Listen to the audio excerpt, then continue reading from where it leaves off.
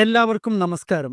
പാകിസ്ഥാന്റെ തെക്കുപടിഞ്ഞാറൻ പ്രവിശ്യയായ ബലൂചിസ്ഥാനിലെ വിഘടനവാദത്തെപ്പറ്റി ഇന്നലത്തെ വീഡിയോയിൽ നമ്മൾ പറഞ്ഞിരുന്നു. ഇപ്പോൾ പുതിയ ഒരു വാർത്ത പുറത്തു വന്നിരിക്കുകയാണ്.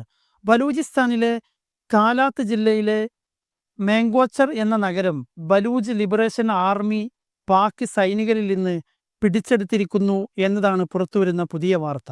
മാംഗോച്ചറിലെ സർക്കാർ കെട്ടിടങ്ങളും ഓഫീസുകളും BLA വിപ്ലവകാരികൾ പാക് സൈന്യത്തിൽ നിന്നും പിടിച്ചെടുത്തിരിക്കുകയാണ്.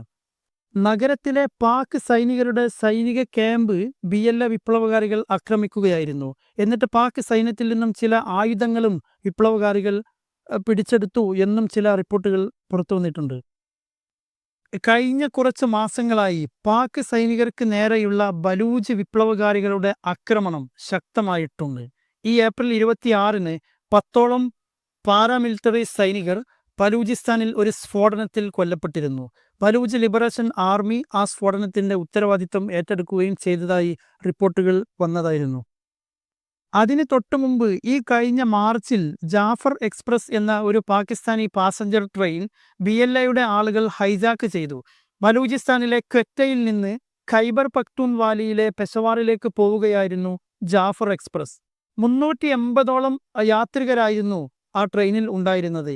BLA അക്രമകാരികൾ ട്രാക്കിൽ സ്ഫോടനങ്ങൾ നടത്തുകയും ട്രെയിനിന് നേരെ വെടിവെക്കുകയും ചെയ്തു. നിരവധി പേരെ അവർ ബന്ദികളാക്കുകയും ചെയ്തു. ഓപ്പറേഷൻ ഗ്രീൻ ബോലൻ എന്ന പേരിൽ പാകിസ്ഥാൻ സേന ഒരു രക്ഷാദൗത്യം നടത്തി 354 ബന്ദികളെ മോചിപ്പിച്ചു. എന്നാൽ 33 അക്രമകാരികൾ അടക്കം 64 പേർ ആ ഒരു സംഭവത്തിൽ കൊല്ലപ്പെടുകയും ചെയ്തു. ചുരുക്കത്തിൽ പഹൽഗാം ഭീകരപ്രവർത്തനത്തിന് ശേഷം ഇന്ത്യയും പാകിസ്ഥാനും ഒരു യുദ്ധമുഖത്ത് നിൽക്കുമ്പോൾ ആഭ്യന്തര പ്രശ്നങ്ങളും വിഘടനവാദങ്ങളും പാകിസ്ഥാന് വീണ്ടും തിരിച്ചടി നൽകിക്കൊണ്ടിരിക്കുകയാണ്.